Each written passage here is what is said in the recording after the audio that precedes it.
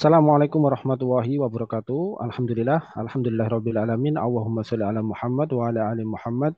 Pemirsa Khilafah News dimanapun Anda berada, salam jumpa kembali bersama dengan saya Aziz Rohman di program Kabar Petang edisi Kamis 2 Februari 2023. Insya Allah beberapa menit ke depan kami akan menemani Anda mencermati dan menelaah berita paling menarik dan paling populer hari ini bersama narasumber yang kompeten di bidangnya dan tentunya dari sudut pandang Islam. Baiklah pemirsa, inilah Kabar Petang selengkapnya.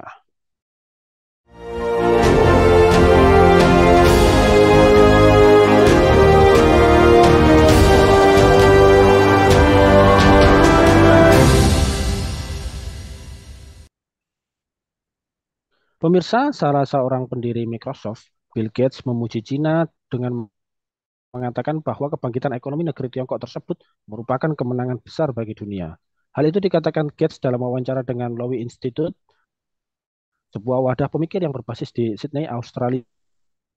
Ia belum cenderung melihat kebangkitan Cina sebagai kemenangan besar bagi dunia, kata Gates. Gates juga menjelaskan bahwa saat ini jumlah penduduk Cina mencapai sekitar 20% dari total umat manusia. Penduduk Cina saat ini cocok dengan ekonomi global menurut mereka.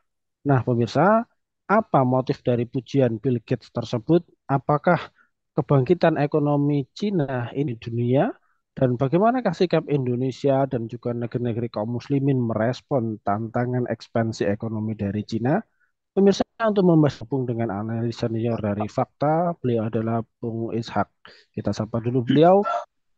Hak. Assalamualaikum warahmatullahi wabarakatuh. Alhamdulillah. Bagaimana ini kabarnya ini Bung Ishak? Sehat, Bung? Alhamdulillah baik. Alhamdulillah. Baik, Bung. Langsung saja menyikapi terkait dengan statement dari Bill Gates. Ini kan dikatakan bahwa menurut yang bersangkutan tadi ya, salah seorang pendiri Microsoft, yakni Bill Gates, ini tiba-tiba mengatakan bahwa kebangkitan Cina adalah kemenangan besar bagi dunia. Nah, menurut Anda ini, Bung Ishak, apakah pernyataan dari Bill Gates tersebut ini adalah sebuah pernyataan yang tulus, ataukah ada motif lain ini dari pujian Bill Gates tersebut? Menurut Anda seperti apa ini, Bung Ishak? Ya baik. Terima kasih Bung Aziz ya. Jadi kalau kita lihat background tadi yang disampaikan ya bahwa statement Bill Gates ini disampaikan di forum Lowy Institute ya, salah satu think tank di Australia ya, yang memang sering mengundang ya pembicara-pembicara internasional untuk menyampaikan gagasan-gagasan tentang berbagai hal termasuk dalam masalah politik global ya. Dan Bill Gates ya dalam hal ini diundang untuk membicarakan tantangan yang dihadapi oleh dunia internasional di masa yang akan datang ya. Termasuk salah satunya adalah tentu saja tidak lepas dari bagaimana pandangan beliau tentang kebangkitan ekonomi Cina ya. Jadi Cina ini bagaimanapun juga tentu tidak luput dari pembahasan para pemikir-pemikir global ya bahwa Cina ini memainkan peran yang sangat signifikan ya terhadap politik ya, ekonomi, teknologi ya, kemudian juga investasi dan seterusnya karena negara ini ya, memiliki populasi terbesar dunia ya meskipun sudah disalib oleh India ya, beberapa hari yang lalu. Dan juga memiliki kekuatan ekonomi terbesar kedua dunia ya. Sehingga memang analisis-analisis berkaitan dengan eh, apa pengaruh ya pengaruh atau tantangan-tantangan yang akan dihadapi oleh dunia internasional ini memang harus melibatkan Cina sebagai salah satu pemain gitu, salah satu faktor determinan yang juga harus diperhitungkan begitu. Ya, meskipun yang menarik mungkin saya tambahkan adalah menurut Bill Gates ya, Cina itu belum bisa menjangkau kedikdayaan Amerika Serikat ya, karena Amerika Serikat itu dikatakan jauh lebih baik dari sisi pengembangan teknologi ya, pengembangan apa aspek penelitian tentang kesehatan ya seperti cancer ya diabetes dan sebagainya ya. Tapi pertumbuhan Cina ya dalam aspek teknologi ya dalam aspek riset-riset ini juga memang memukau ya dunia internasional ya. Begitu mungkin Bung Aziz ya. Ya, baik Bung, ini lebih rinci mungkin ya. Bagaimana gambaran ekonomi dari Cina saat ini? Apakah ekonomi Cina ini adalah sebuah atau seperti apa ini menurut Anda? Ya memang kalau kita lihat Cina ini sejak terjadi perubahan paradigma ekonomi ya, dari ekonomi yang berbasis sosialisme komunis yang kemudian beralih ke sosialisme kapitalisme ya, atau state capitalism ya, yang dibawa oleh Deng Xiaoping. Memang pertumbuhan ekonomi Cina ini mengalami percepatan yang sejak tahun 90-an ya, sekitar 9% per tahun ya, meskipun beberapa tahun terakhir ini mengalami slowdown ya, sehingga diperkirakan tahun ini ya, itu sekitar 3%. Jadi memang pertumbuhan yang sangat rendah ya, bahkan terendah sejak tahun 1974 ya. Tapi bagaimanapun juga kondisi saat ini ya, kalau kita lihat ya, beberapa indikator-indikator menunjukkan memang ekonomi Cina ini memang sangat luar biasa ya. Kalau misalnya dari sisi tadi ya, bagaimana GDP global ya, dia menempati urutan kedua setelah Amerika Serikat ya, kemudian juga eh, Cina ini menjadi salah satu negara dengan industri manufaktur terbesar dunia ya, sudah mengalahkan Jerman, mengalahkan Jepang yang dulu menjadi kuda hitam di dalam industri manufaktur ya. Kemudian juga Cina ini menjadi eksportir terbesar ya. Jadi ekspor terbesar ini kemudian menghasilkan devisa yang sangat besar bagi Cina ya. Kemudian ini dijadikan sebagai alat untuk investasi baik itu di Cina sendiri dan di negara-negara lain ya. Dan sekarang Cina ini menjadi salah satu negara pemberi utang terbesar ya, sudah mengalahkan lembaga-lembaga multinasional seperti World Bank dan IMF gitu. Jadi peran atau pengaruh Cina ini memang luar biasa besarnya ya.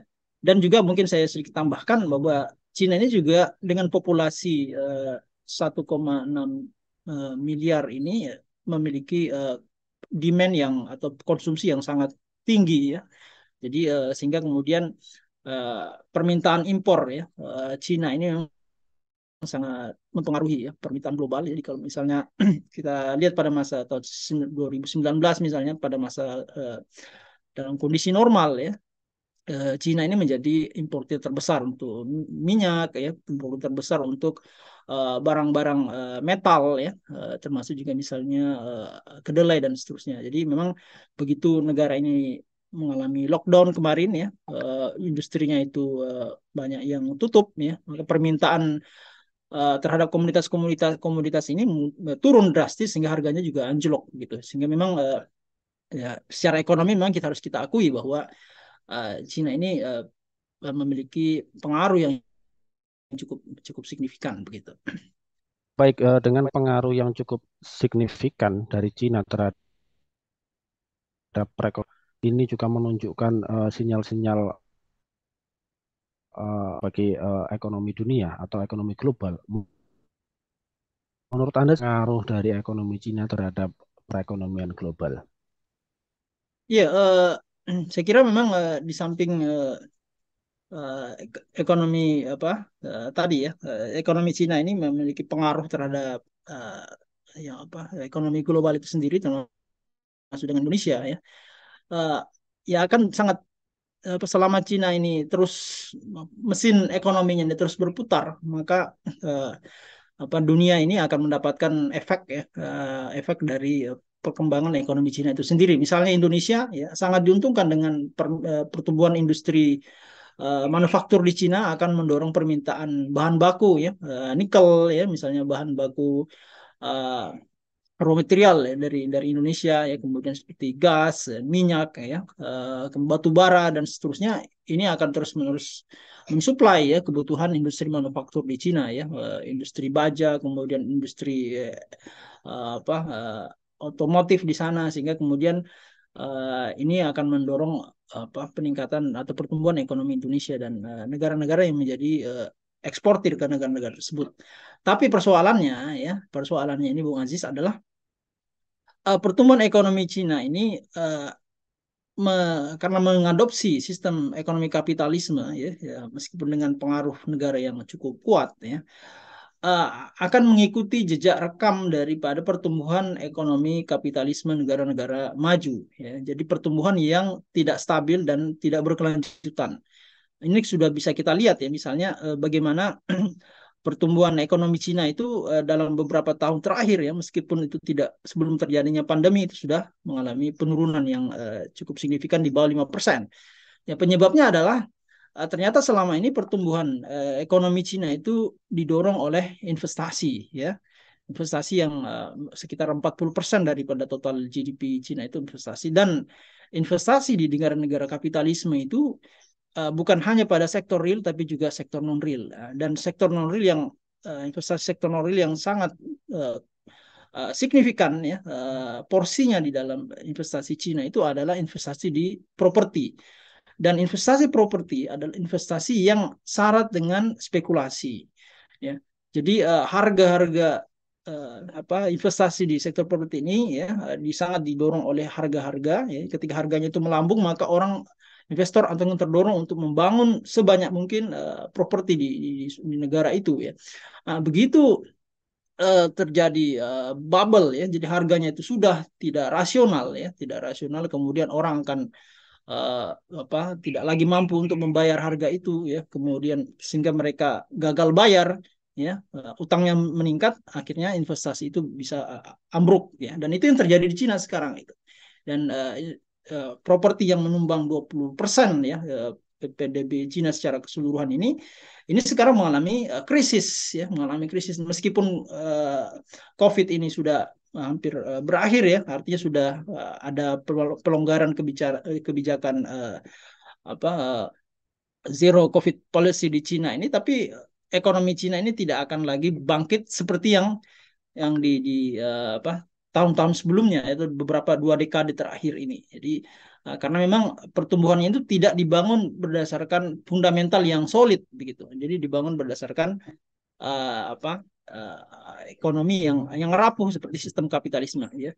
Dan kita juga melihat ya dampak daripada ekonomi yang rapuh ini adalah tingginya utang Cina itu sendiri ya, yang sekarang itu menurut Bank of International Settlement itu sudah hampir 3 kali lipat dari PDB Cina itu sendiri ya. Jadi kalau tahun 1980 itu masih sekitar 100% ya, sekarang itu sudah hampir 300%. Jadi lama-kelamaan Cina ini juga akan mengalami nasib seperti Amerika Serikat ya, dan Uni Eropa yang sangat rentan terhadap krisis. Dan kalau Cina ini mengalami krisis, ya, maka negara-negara tadi yang mensupport pertumbuhan ekonomi Cina ini juga akan bermasalah ya gitu.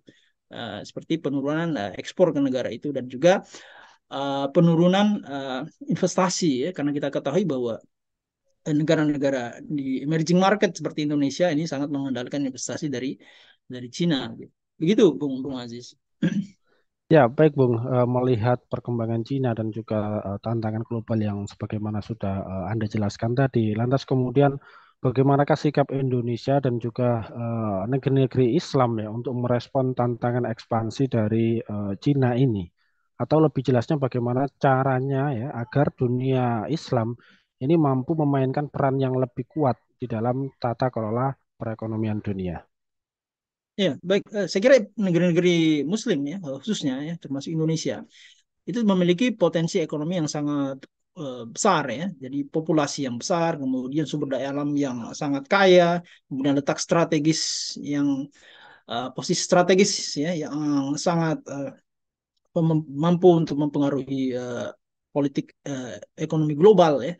Nah, potensi-potensi ini ya, kalau dioptimalkan, kalau diberdayakan, maka negeri-negeri Muslim ini bisa ya, dan sangat mampu untuk mengejar ketertinggalannya atau menjadi negara-negara yang maju ya, bahkan jauh melampaui Amerika Serikat dan Cina sekalipun gitu. Jadi dan ini tidak akan bisa dicapai ya kalau negeri-negeri Muslim tadi ini tidak merubah visi atau ideologi yang mereka miliki saat ini, karena bagaimanapun juga kekayaan yang mereka miliki, potensi penduduk dan seterusnya tadi itu tidak ada nilainya, tidak ada gunanya kalau visi daripada negara-negara ini tidak berubah gitu. Jadi dan kita ketahui bahwa selama ini negara-negara Muslim ini kan masuk dalam level emerging market. Jadi apa negara dengan ekonomi berkembang yang tidak pernah naik menjadi negara maju gitu ya. Itu karena memang perubahan mindset. Jadi kalau kita lihat Cina itu bisa meningkat ya, mengalami pertumbuhan ekonomi yang sangat pesat dalam 2 dekade terakhir itu karena memang ada perubahan paradigma, perubahan ideologi gitu. Meskipun dengan ideologi yang dari yang salah ke ekonomi yang juga salah begitu, tapi ekonomi kapitalisme memang mendorong pertumbuhan dan kemajuan ekonomi meskipun itu tadi tidak rapuh dan tidak berkelanjutan gitu. Dan negeri-negeri Muslim ini ya kalau dia merubah visinya, merubah ideologinya menjadi negara yang apa, yang kuat ya, negara yang berdaulat, negara yang bisa mengatur perekonomian global, maka uh, dia akan mampu untuk mencapai itu. Dan saya kira untuk mencapai itu memang harus ada perubahan paradigma, perubahan ideologi, tapi bukan dari ideologi saat ini, bukan dari paradigma saat ini ya. Ya ini berubah ke negara kapitalisme mencontek Cina atau mencontek Uni Eropa atau mencontek Amerika Serikat, tapi kembali kepada Islam ya, karena Islam adalah satu ideologi yang secara pemikiran itu unggul ya dibandingkan dengan ideologi kapitalisme dan sosialisme, sehingga ini sangat layak untuk menjadi dasar ya, sangat layak untuk dijadikan sebagai visi bagi negeri-negeri Muslim di dunia ini gitu, termasuk dalam hal pembangunan ekonomi ya. Kalau ideologi ini sudah mereka genggam, sudah mereka yakini dan menjadi uh, pemimpin ya di dalam menggerakkan visi dan paradigma mereka termasuk dalam bidang ekonomi, maka insya Allah berbagai potensi yang dimiliki oleh umat Islam ini akan bisa dioptimalkan, bisa diberdayakan sehingga mereka dalam waktu yang sangat cepat bisa menjadi negara maju, dan itu sudah pernah dibuktikan pada abad ke-18 dan 19 ya, bagaimana Khilafah Utsmani itu bisa menjadi negara terdepan dibandingkan negara-negara di Eropa dan Asia lainnya. Begitu Bung Aziz. Terima kasih Jayakumul khairan kasiran kepada Bung Ishak ke atas pintas kesempatan waktunya bisa bergabung di Kabar Patang pada edisi kali Ya, ketemu lagi di lain waktu dan lain kesempatan. Semoga Anda dan keluarga sehat selalu dalam lindungan Allah Subhanahu wa taala. Assalamualaikum warahmatullahi wabarakatuh, Bung Muhammad Ishak. Waalaikumsalam warahmatullahi wabarakatuh. Baiklah, Kabar Petang pada edisi kali ini semoga Anda mendapatkan banyak manfaat dari acara kami. Jangan lupa jam dan channel yang sama dan jangan lupa juga like, comment, share, subscribe serta klik tidak ketinggalan update terbaru dari Khilafah News karena hanya disinilah Anda akan mendapatkan informasi aktual terpopuler dan tentunya dari sudut pandang Islam. Akhirnya saya Aziz Rohman beserta seluruh kru yang bertugas undur diri. Warahmatullahi wabarakatuh.